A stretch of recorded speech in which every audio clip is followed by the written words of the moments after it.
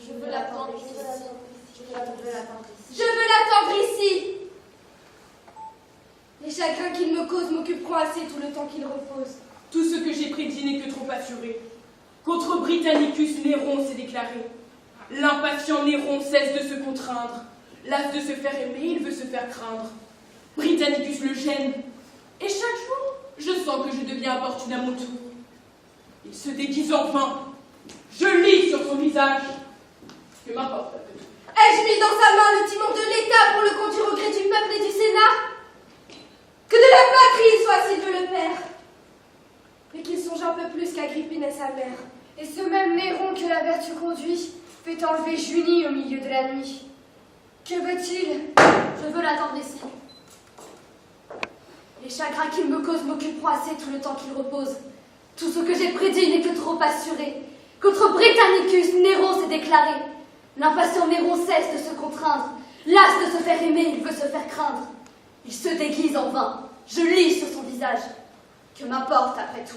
Et ce même Néron que la vertu conduit fait enlever Junie au milieu de la nuit. Que veut-il? Est-ce haine? Est-ce amour qui l'inspire? Cherche-t-il seulement le plaisir de leur nuire?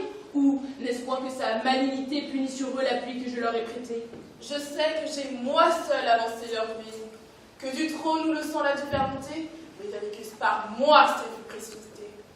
Par moi seul, éloigné de l'hymen d'Octavie, le frère de Junie abandonna la vie. Non, non, le temps n'est plus que Néron, jeune encore, me renvoyait les vœux d'une cour qu'il adore.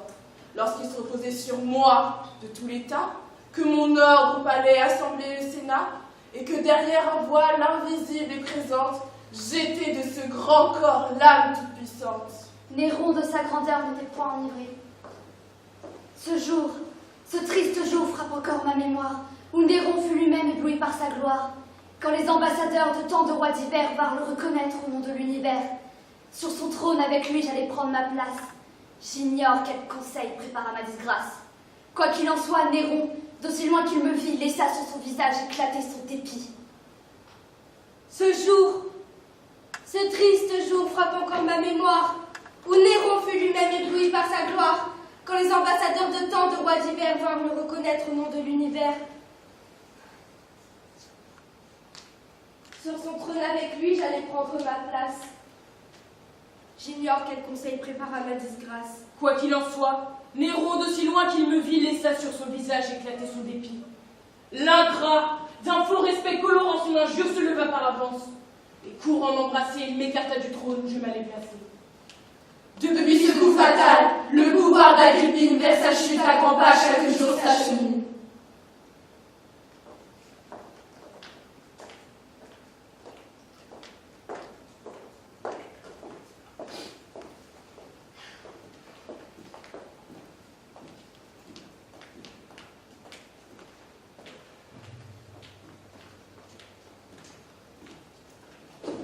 Prétendez-vous longtemps me cacher l'empereur? Ne le verrai-je plus qu'à titre d'importune? Ai-je donc élevé si haut votre fortune pour mettre une barrière entre mon fils et moi? Moi, fille, femme, sœur et mère de vos maîtres. Néron n'est plus enfant. N'est-il pas temps qu'il règne? Jusqu'à quand voulez-vous que l'empereur vous craigne?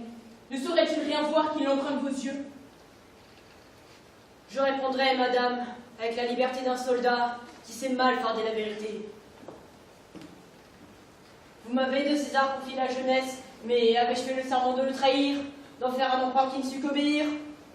Non, ce n'est plus votre fils, c'est le maître du monde. Expliquez-nous pourquoi, devenu ravisseur, Néron de Silanus fait enlever la sœur. De quoi l'accuse-t-il? Et par quel attentat devient-elle en un jour criminelle d'État? Vous savez que les droits qu'elle porte avec elle peuvent faire de son époux un prince rebelle. Je vous entends. Néron m'apprend par votre voix qu'enfin Britannicus assure son choix. À ma confusion, Néron veut faire voir qu'Agrippine promet par-delà son pouvoir. Rome, de ma faveur être préoccupée. Il veut par cet affront qu'elle soit détrompée, et que tout l'univers apprenne avec terreur à ne confondre plus mon fils et l'empereur. Quoi, madame? Toujours soupçonner son respect? Ne peut-il faire un pas qui nous soit suspect? D'humeur facile, affecter l'indulgence. Et qui s'honorerait de l'appui d'Agrippine, lorsque Néron lui-même annonce ma ruine, lorsque de sa présence il semble me bannir, quand Pyrrhus à sa mort ose me retenir.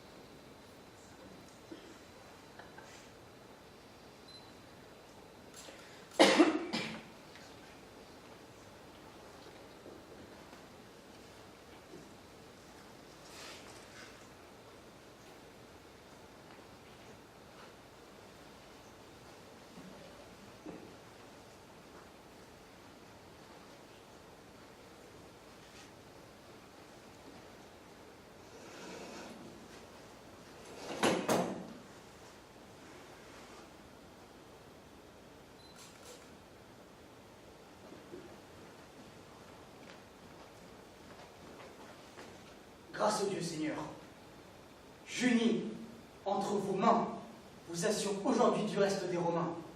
Tout vous rit, la fortune obéit à vos voeux. Narcisse, c'en est fait. Néron est amoureux. Vous, Depuis un moment, mais pour toute ma vie. J'aime. Que dis-je aimer? J'idolâtre Junie. Depuis un moment, mais pour toute ma vie. J'aime. Que dis-je, mais j'idolâtre Junie. vous l'aimez. Excité d'un désir curieux, cette nuit je l'ai vu arriver en ces lieux. Triste. Levant au ciel ses yeux mouillés de larmes qui brillaient au travers des flambeaux et des armes. Belle, sans ornement, dans le simple appareil d'une beauté qu'on vient d'arracher au sommet. Que veux-tu? Je ne sais si cette négligence, les ombres, les flambeaux, les cris ou le silence, ou le farouche aspect de ces fiers ravisseurs relevés de ses yeux, les timides douceurs. Quoi qu'il en soit, ravi d'une si belle vue, j'ai voulu lui parler, mais ma voix s'est perdue. Immobile, saisi d'un long étonnement, je l'ai laissé passer dans son appartement. J'ai passé dans le mien, c'est là que, solitaire de son image en vain, j'ai voulu me distraire. Trop présente à mes yeux, je croyais lui parler. J'aimais jusqu'à ces pleurs que je faisais couler. Dis-moi, Britannicus l'aime-t-il? si jeune encore, se connaît-il lui-même? D'un regard enchanteur connaît-il le poison? N'en doutez point, il l'aime. Je l'ai vu quelquefois s'arracher de ces lieux, le cœur plein d'un trouble caché à vos yeux. Il allait voir Junie au longtemps. D'autant plus malheureux qu'il aura su lui plaire. Narcisse, il doit plutôt souhaiter sa colère. Néron impunément ne sera pas jaloux. Vous, et de quoi, Seigneur, vous inquiétez-vous? Commandez qu'on vous aime et vous serez aimé. Qui vous arrête? Tout, Octavie, Agrippine, Pyrrhus, Sénèque, Rome entière et 3 ans de vertu. Non que pour Que Octavie. gardez-vous, Seigneur, à la répudier? Et ne connais-tu pas l'implacable Agrippine? N'êtes-vous pas, Seigneur, votre maître et le sien? Vous verrons-nous toujours trembler sous sa tutelle? Vivez, régnez pour vous, c'est trop régner pour elle. Éloigné de ses yeux, j'ordonne, je menace. Sitôt que mon malheur me ramène à sa vue, mon génie étonné tremble devant le sien. Et c'est pour m'affranchir de cette dépendance que je la fuis partout. mais je t'arrête trop. Britannicus pourrait t'accuser d'artifice. Non, non. Britannicus s'abandonne à ma foi. Par son ordre, Seigneur, il croit que je vous vois. Impatient surtout de revoir ses amours, il attend de mes soins ce fidèle recours. J'y consens. Il la verra. Bannissez-le loin d'elle. Je n'ai raison, Narcisse. Et tu peux concevoir que je lui vendrai cher le plaisir de la voir.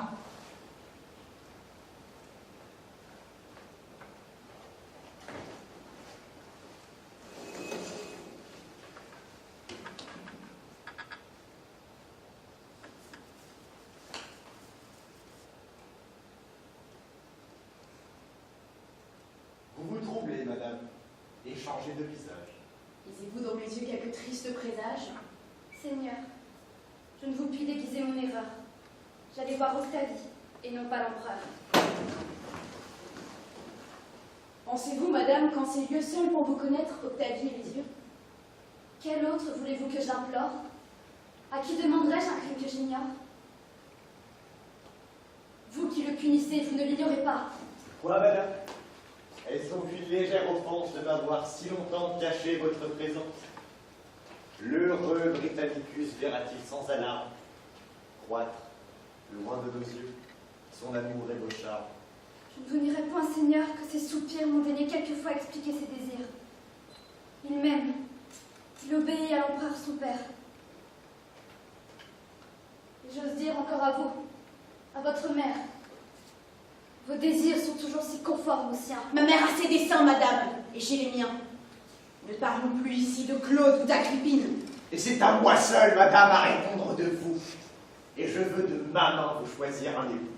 Ah, Seigneur, songez-vous que toute autre alliance fera honte au César, auteur de ma naissance? Non, madame. L'époux dont je vous entretiens peut sans honte assembler vos aïeux et les siens. Quel est donc, Seigneur, cet époux? Moi, madame.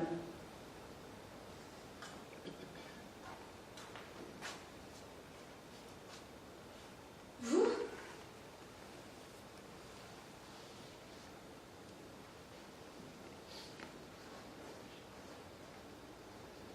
Je vous nommerai un autre nom, madame, si j'en connaissais quelque autre au-dessus de Néron.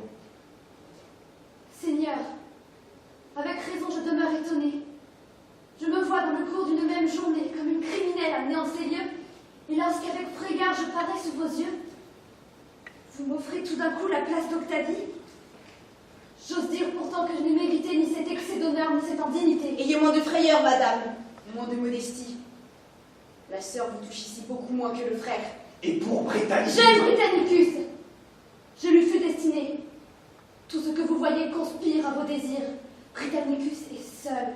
Il ne voit dans son sort que moi qui s'intéresse, et n'a pour tout plaisir que quelques pleurs qui lui font quelquefois oublier ses malheurs. Et ce sont ses plaisirs et ses pleurs que j'envie, que tout autre que lui me paierait de sa vie. mais je garde à ce prince un traitement public. Madame, il va bientôt paraître devant vous. Si ces jours vous sont chers, éloignez-le de vous, soit par vos discours, soit par votre silence. Faites-lui concevoir qu'il doit porter ailleurs ses vœux et ses espoirs.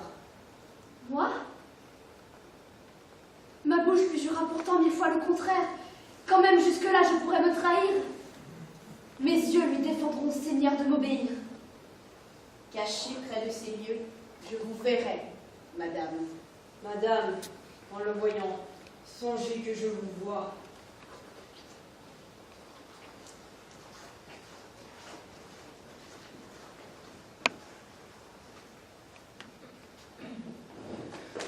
Madame, quel bonheur me rapproche de vous, mais parmi ce plaisir, quel chagrin me dévore.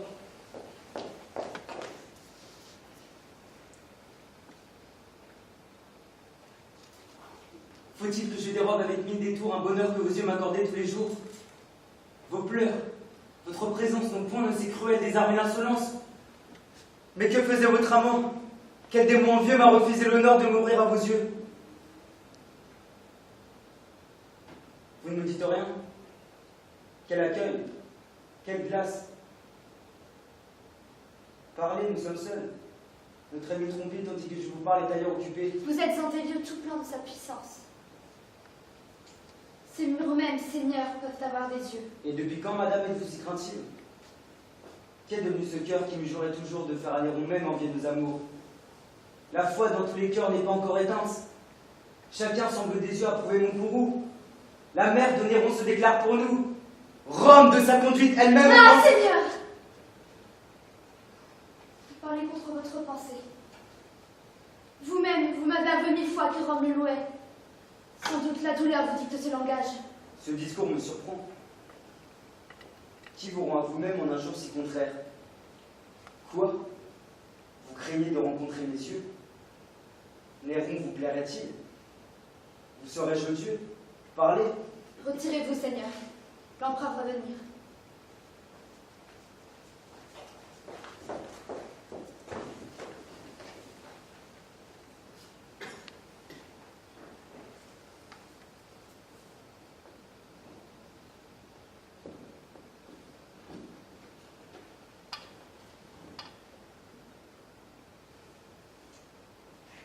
Elle aime mon rival. Mais je mettrai ma joie à le désespérer. Va, cours le tourmenter. Et tandis qu'à mes yeux on le pleure, on l'adore. Fais-lui payer bien cher un bonheur qu'il ignore.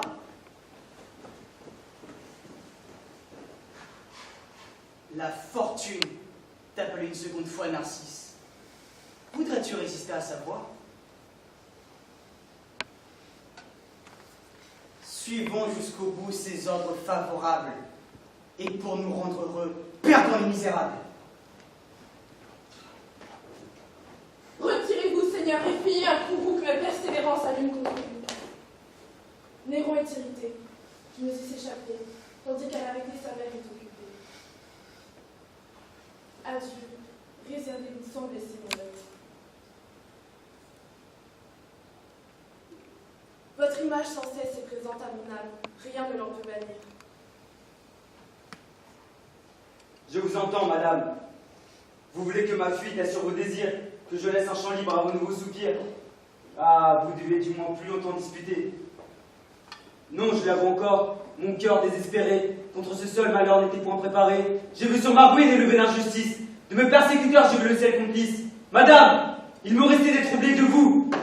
Dans un temps plus heureux, ma juste impatience vous ferait repentir de votre défiance. Mais Néron vous menace. En se pressant en danger, Seigneur, j'ai d'autres soins que vous affliger. Allez, rassurez-vous et cessez de vous plaindre. Néron nous écoutait et m'ordonnait de feindre. Néron nous écoutait. Mais vos yeux auraient pu feindre. L'amour est-il muet ou n'a-t-il qu'un langage? De quel trouble un regard pouvait me préserver? Il Il fallait fallait nous taire et vous sauver. Quel tourment de se taire en voyant ce qu'on aime, de l'entendre gémir, de l'affliger soi-même, parce que par un regard on peut le consoler. Et quelles pleurs ce regard aurait-il fait couler? Sans cesse, il me semblait que Néron en colère me reprochait trop de soins de vous plaire. Je craignais mon amour vainement m'enfermer. J'aurais voulu n'avoir jamais aimé.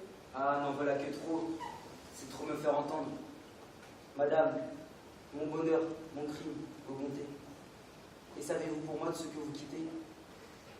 Quand pourrais-je à vos pieds expier ce reproche?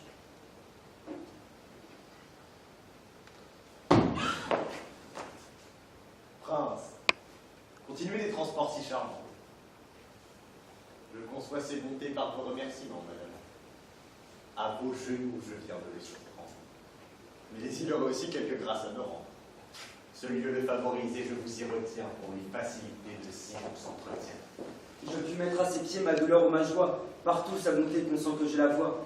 Et l'aspect de ces lieux où vous la retenez n'a rien dont mes regards doivent être étonnés. Et que vous montre-t-il qui vous avertisse qu'il faut qu'on me respecte et que l'on m'obéisse? Ils ne nous ont pas vus l'un à l'autre élevés. Moi pour vous obéir et vous pour me braver. Ainsi, par le destin, nos voeux sont traversés. J'obéissais à l'ordre. Et vous obéissez. Si vous n'avez appris à vous laisser conduire, vous êtes jeune encore. Et l'on peut vous instruire. Et qui m'en instruira? Tout l'Empire à la fois. Rome. Rome met-elle au nombre de vos droits tout ce qu'a de cruel l'injustice et la force, les emprisonnements, le rapt et le divorce? Rome ne porte point ses regards curieux jusque dans des secrets que je cache à ses yeux. Imitez son respect. On sait ce qu'elle en pense. Elle se tait du moins. Imitez son silence. Ainsi Néron commence à ne plus se forcer. Néron de vos discours commence à se lasser. Chacun devait bénir le bonheur de son règne. Heureux ou malheureux, il suffit qu'on me craigne. Je connais mal génie où de tels sentiments ne mériteront pas ces applaudissements. Moi, si je ne sais le secret de lui plaire, je sais l'art de punir un rival téméraire. Pour moi, quelques périls qui me puissent accabler, sa seule inimité peut me faire trembler. Souhaitez-la, c'est tout ce que je vous puis dire. Le bonheur de lui plaire est le seul que j'aspire. Elle vous l'a promis. Vous lui plairez toujours.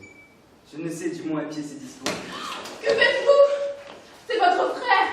C'est un amant jaloux. 1000 malheurs persécutent sa vie. Ma fuite arrêtera vos discordes fatales. J'irai remplir le nombre des vestales. L'entreprise est étrangère soudaine, madame. Dans ses appartements, Narcisse, on la ramène. Gardez Britannicus dans celui de sa sœur. C'est ainsi que Néron s'est disputé un cœur. Prince, son lyrique, cédons à cet orage.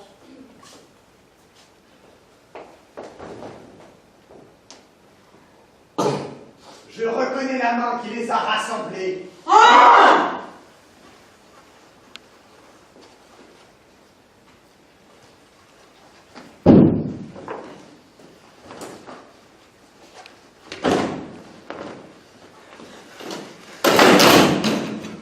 Qu'on sache si ma mère est encore en ces lieux. Approchez-vous, Néron, et prenez votre place.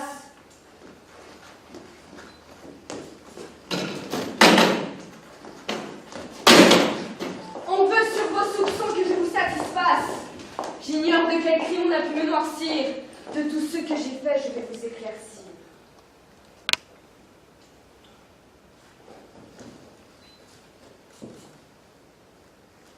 Vous régnez.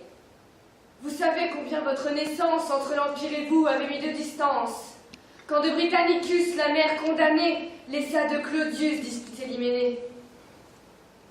Je souhaitais son lit dans la seule pensée de vous laisser au trône où je serais placé. Je fléchis mon orgueil. J'allais prier Pallas. Son maître, caressé dans mes bras, prit insensiblement dans les yeux de sa nièce l'amour où je souhaitais amener sa tendresse. Mais ce lien du sang qui nous joignait tous deux écartait Claudius d'un lien incestueux. Il n'osait épouser la fille de son frère. Le Sénat fut séduit. Une loi moins sévère mit Claude dans mon lit, et Rome à mes genoux. C'était beaucoup pour moi, et ce n'était rien pour vous. Je vous fis sur mes pas entrer dans sa famille. Je vous nommais son gendre et vous donnais sa fille. Ce n'était rien encore. Eussiez-vous pu prétendre qu'un jour Claude à son fils pût préférer son gendre? Ses gardes, son palais, son lit m'étaient soumis. De ces derniers soupirs, je me rendis maîtresse. J'arrêtai de sa mort la nouvelle trop prompte. Et tandis que Burrus allait secrètement de l'armée en vos mains à exiger le serment, tout le peuple excité du prince déjà mort demandait la santé. Enfin, des légions entières obéissance, ayant de votre empire affermi la puissance, on vit Claude, et le peuple a pris en même temps votre règne et sa mort. C'est le sincère aveu que je voulais vous faire. Voilà tous mes forfaits, en voici le salaire. Mais en avez-vous 6 mois par jour reconnaissant que là c'est d'un respect qui vous gênait peut-être, vous avez affecté de ne me plus connaître? Aujourd'hui, je promets Junie à votre frère. Ils se flattent tous deux du choix de votre mère. Que faites-vous? Junie, enlevée à la cour, devient en une nuit l'objet de votre amour? Je vois de votre cœur Octavie effacée, prête à sortir du lit où je l'avais placée. Je vois Pallas banni. Votre frère arrêté. Vous attentez enfin jusqu'à ma liberté. Burrus ose sur moi porter ses mains hardies. Et lorsque convaincu de tant de perfidie, vous deviez ne me voir que pour les expier, c'est vous qui m'ordonnez de me justifier. Je me souviens toujours que je vous dois l'Empire. Et sans vous fatiguer du soin de le redire, votre bonté, madame, avec tranquillité, pouvait se reposer sur ma fidélité. Aussi bien ces soupçons, ces plaintes assidues, ont fait croire à tous ceux qui les ont entendus que jadis, vous n'aviez sous mon nom travaillé que pour vous. Tant d'honneur, disait-il, et tant de déférence. Sont-ce de ces bienfaits de faibles récompenses? Quel crime a donc commis ce fils tant condamné? Est-ce pour obéir qu'elle l'a couronné? Non, que si jusque-là, j'avais pu vous complaire, je n'eusse pris plaisir, madame, comme c'était ce pouvoir que vos cris semblaient redemander. Mais Rome veut un maître et non une maîtresse. Si vous ne régnez, vous vous plaignez toujours. Avec Britannicus contre moi réuni, vous le fortifiez du parti de Junie. Et lorsque, malgré moi, j'assure mon repos, on vous voit de colère et de haine animée. Vous voulez présenter mon rival à l'armée? Moi, le faire empereur? Ingrat, l'avez-vous cru? Quel serait mon dessein? Qu'aurais-je pu prétendre? Quel honneur dans sa cour? Quel rang pourrais-je attendre? Vous ne me trompez point. Je vois tout au détour. Vous êtes un ingrat, vous le fûtes toujours. Dès vos plus jeunes ans, mes soins et mes tendresses n'ont arraché de vous que de feintes caresses. Rien ne vous a pu vaincre, et votre dureté aurait dû dans son cours arrêter ma bonté. Que je suis malheureuse, et par quelle infortune faut-il que ton sang me rende importune? Je n'ai qu'un fils. Au ciel ne t'ai-je fait quelques vœux qui ne fussent pour lui? Remords, crainte, péril, rien ne m'a retenu. J'ai vaincu ses mépris, j'ai détourné ma vue des malheurs qui dès lors me furent annoncés. J'ai fait ce que j'ai pu.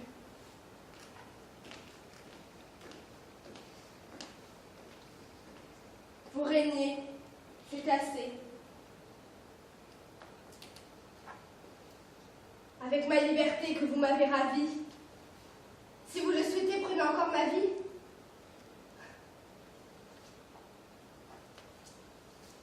Pourvu que par ma mort tout le peuple irrité ne vous ravisse pas ce qui m'a tant coûté. Eh bien donc, prononcez, que voulez-vous qu'on fasse? De mes accusateurs qu'on punisse l'audace, que de Britannicus on calme le courroux, que Junie à son choix puisse prendre un époux, qu'ils soient libres tous deux, que vous me permettiez de vous voir à toute heure, que ce même Burrus qui nous vient écouter, à votre porte enfin n'ose plus m'arrêter. Oui, madame. Je veux que ma reconnaissance, désormais, dans les cœurs, grave votre puissance. Avec Britannicus, je me réconcilie. Allez donc, et portez cette joie, mon frère.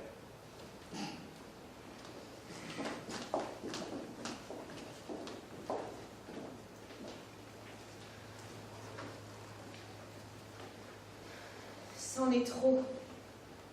Il faut que sa ruine me libère à jamais des fureurs d'Agrippine. Tant qu'il respirera, je ne vis qu'à demi. Elle va donc bientôt pleurer Britannicus? Avant la fin du jour, je ne le craindrai plus. Songez-vous dans quel sang vous allez vous baigner? Néron dans tous les cœurs est-il las de régner? Que dira-t-on de vous? Quelle est votre pensée? Suis-je leur empereur seulement pour leur plaire? C'est à vous de choisir. Vous êtes encore maître, vertueux jusqu'ici, vous pouvez toujours l'être. Mais si de vos flatteurs vous suivez la maxime, Seigneur, il vous faudra courir de crime en crime. Craint de tout l'univers, il vous faudra tout craindre, toujours punir, toujours trembler dans vos projets. Appelez votre frère. Non, ne vouez pas. Seigneur, on le trahit. Je sais son innocence. Je vous réponds pour lui de son obéissance. Dans mes appartements qu'ils m'attendent avec vous.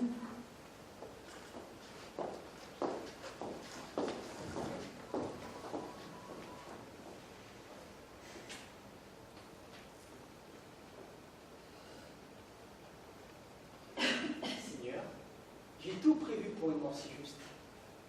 Le poison est tout prêt. La fameuse Locuste a redoublé pour moi ses soins officieux. Elle a fait expirer un esclave à mes yeux. Et le fer est moins prompt pour trancher une vie que le nouveau poison que sa main me confie. Narcisse, c'est assez. Quoi? Pour Britannicus, votre haine affaiblie me défend. Oui, Narcisse, on nous réconcilie. On répond de son cœur et je vaincrai le mien. Agrippine, Seigneur, ce l'était bien promis. Elle a repris sur vous ce souverain empire. Quoi? Qu'a-t-elle dit? Elle s'en est vantée assez publiquement. Quoi? Qu'elle n'avait qu'à vous voir un moment. Qu'à ce grand éclat, à ce courroux funeste, on verrait succéder un silence modeste. Si je m'en croyais, ce triomphe indiscret serait bientôt suivi d'un éternel regret. Mais de l'univers, quel sera le langage? Sur les palais d'Iran, veux-tu que je m'engage? Ils mettront ma vengeance au rang des parricides. Mais Seigneur, les Romains ne vous ont pas connus. Ils adorent la main qui les tient enchaînés. Vous les verrez toujours ardents à vous complaire. D'un empoisonnement, vous craignez la noirceur. Faites périr le frère, abandonnez la sœur. Rome, sur ses autels prodiguant les victimes, fussent-ils innocents, leur trouvera des crimes. Narcisse, encore un coup, je ne puis l'entreprendre. J'ai promis à Burrus. Ignorez-vous ce qu'ils osent dire? Néron n'est point né pour l'Empire. Il ne dit, il ne fait que ce qu'on lui prescrit. Burrus conduit son cœur. Pour toute ambition, pour vertu singulière, il excelle à conduire un char dans la carrière, à se donner lui-même en spectacle romain, à réciter des chants qu'il veut qu'on idolâtre. Tandis que les soldats, de moment en moment, vont s'arracher pour lui les applaudissements. Ne voulez-vous pas les forcer à se taire? Viens, Narcisse, allons voir ce que nous allons faire. Il suffit, j'ai parlé.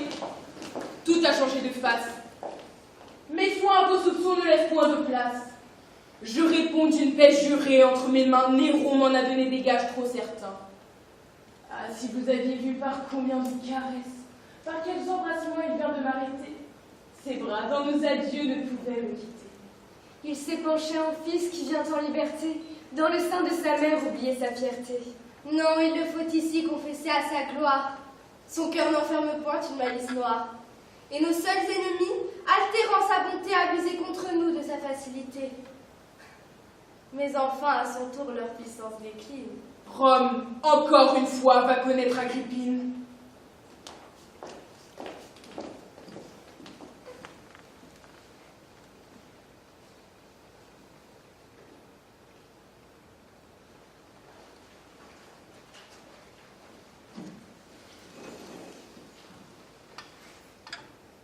À peine l'empereur a vu venir son frère. Il se lève, il l'embrasse, il se tait, et soudain César le premier prend une coupe à la main. Pour achever ce jour sous de meilleurs auspices, ma main de cette coupe épanche les prémices, dit-il. Dieu que j'appelle à cette effusion, venez favoriser notre réunion. Par ces mêmes serments, Britannicus se lit. La coupe dans sa main par Narcisse est remplie, mais ses lèvres à peine ont touché les bords. La lumière à ses yeux est ravie. Il tombe sur son lit, sans chaleur et sans vie. Jugez combien ce coup frappe tous les esprits. La moitié s'épouvante et sort avec des cris. Mais ceux qui de la cour ont un plus long usage, sur les yeux de César composent leur visage.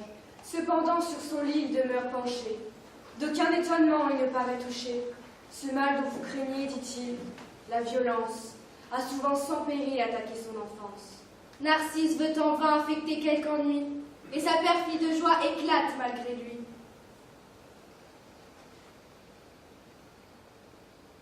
À peine l'empereur a vu venir son frère. Il se lève, il l'embrasse, on se tait, et soudain César le premier prend une coupe à la main.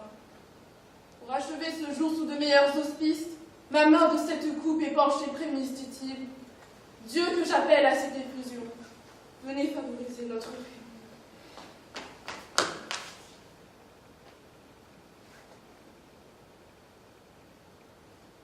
Par ces mêmes serments, Britannicus se lit.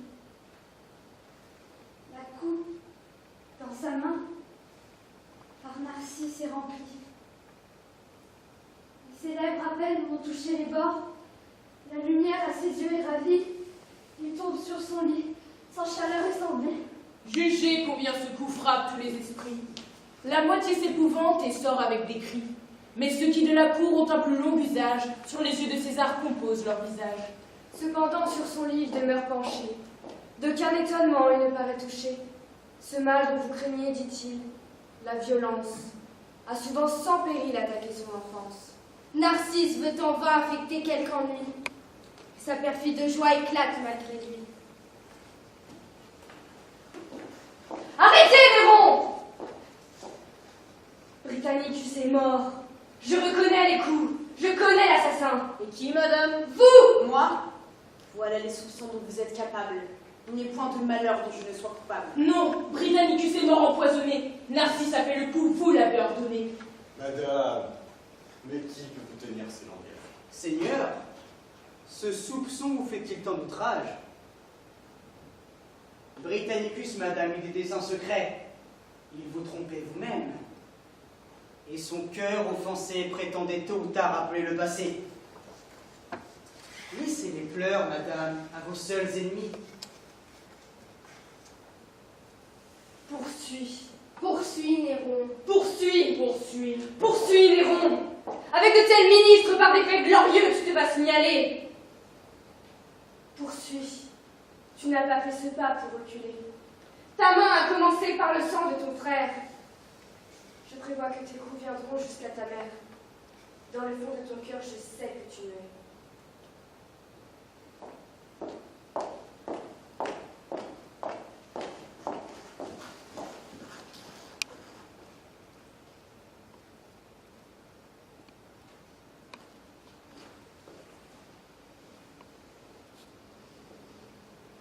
Poursuis.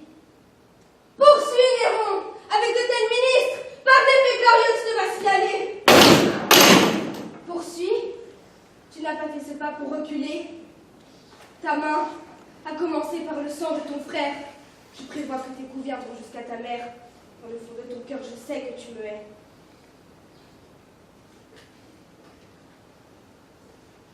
Mais je veux que ma mort te soit même inutile. Ne crois pas qu'en mourant je te laisse tranquille. Rome, ce ciel, ce jour que tu reçus de moi, partout, à tout moment m'offriront devant toi. Tes remords te suivront comme autant de furie. Tu croiras les calmer par d'autres barbaries. Ta fureur s'irritant soi-même en son cou, d'un sang toujours nouveau marquera tous tes jours.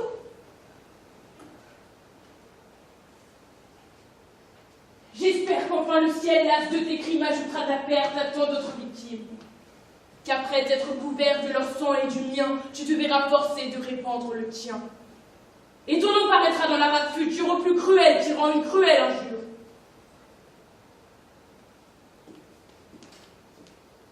Voilà ce que mon cœur se présage de toi.